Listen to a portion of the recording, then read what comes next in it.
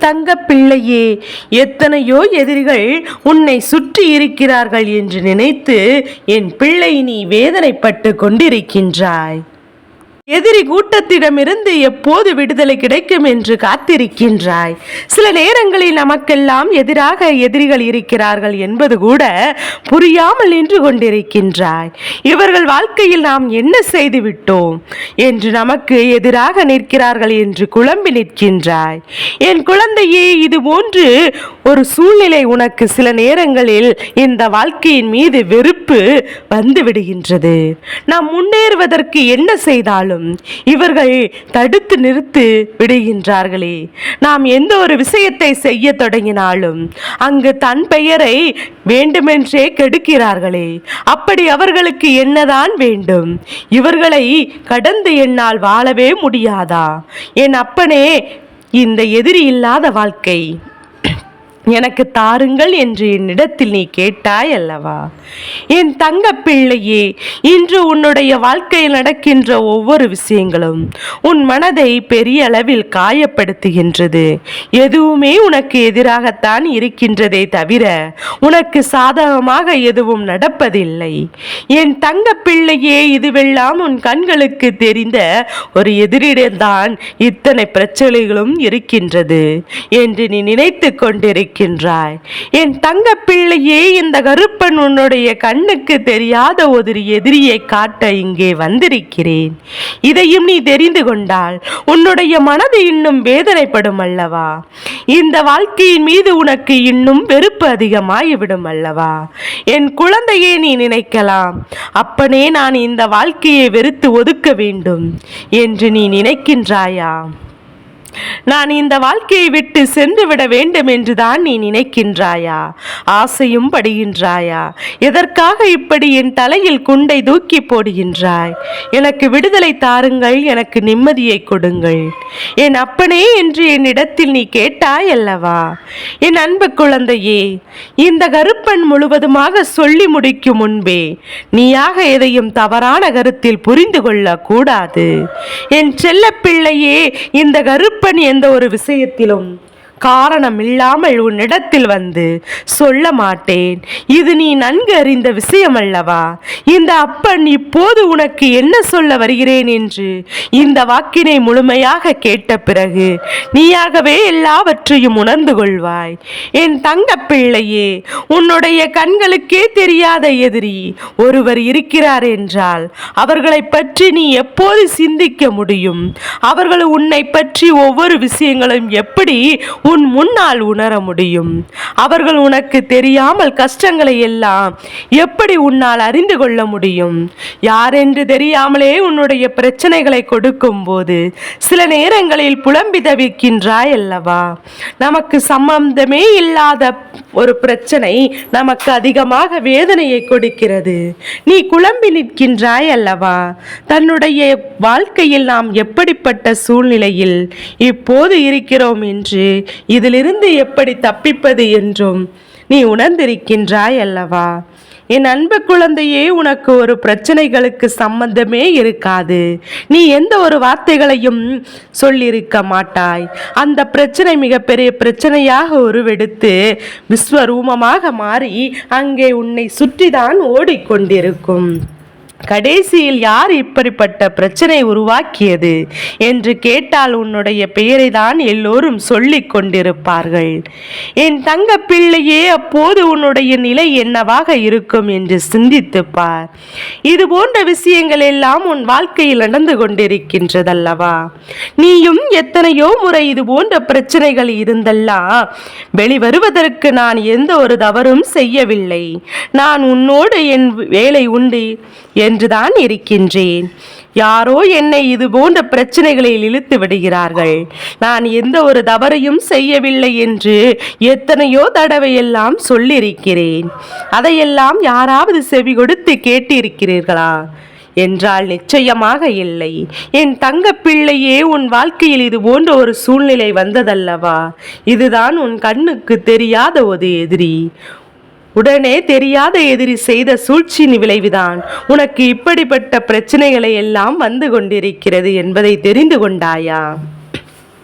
இந்த கருப்பன் எதற்காக கண்ணுக்கு தெரியாத எதிரியை பற்றி நம்மிடத்தில் பேச வந்திருக்கிறாய் என்று நீ இப்போது புரிந்து கொண்டிருப்பாய். என் தங்கமே, இன்னும் நிறைய பேர்கள் இருக்கிறார்கள்.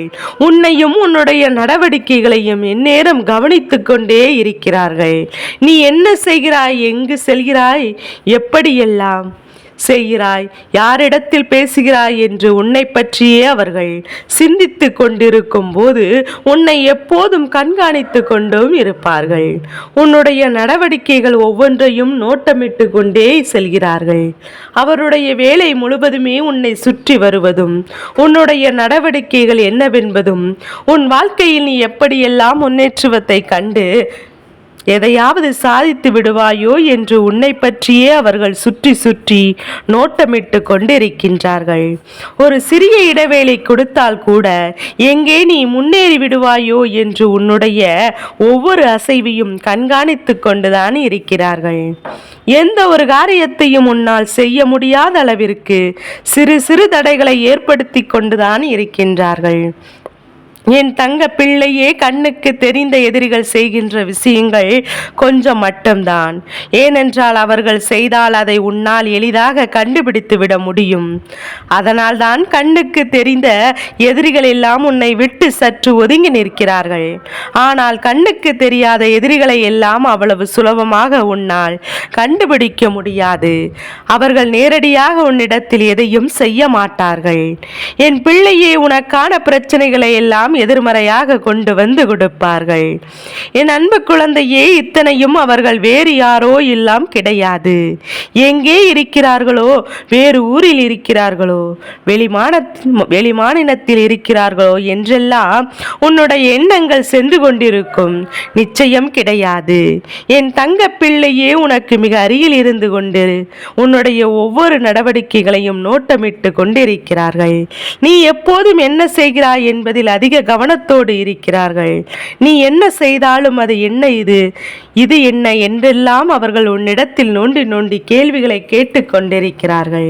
உன்னுடைய ஒவ்வொரு அசைவுகளையும் தெரிந்து வைத்திருக்கின்றார்கள். அப்படியானால் அவர்கள் உன்னிடத்தில் பேசும்போது உன் மீது அக்கறை இருப்பது போல, நல்லவர்கள் போல, உன்னிடத்தில் எதுவுமே தெரியாதவர்கள் போல, அதுவும் மீது சந்தேகம் வராத அளவிற்கு உன்னிடத்தில் நடந்து கொள்கிறார்கள்.